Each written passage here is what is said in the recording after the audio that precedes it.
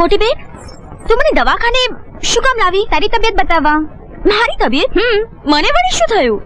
ચાલ તો ખરી.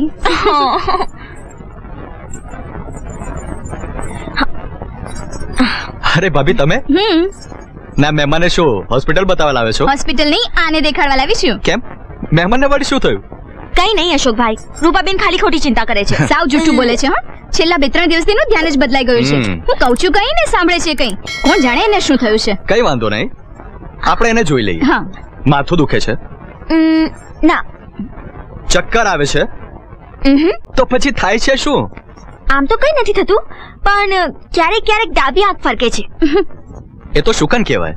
છતાં ઉજાગરો થોડો ઓછો કરવો. ઉજાગરો તો આજે જ થવાનો. કેમ? કેમ શું? આજે રૂપાબેન નું જાગરણ નહીં? ઓહ, એટલે ભાઈ આજે અમારે તો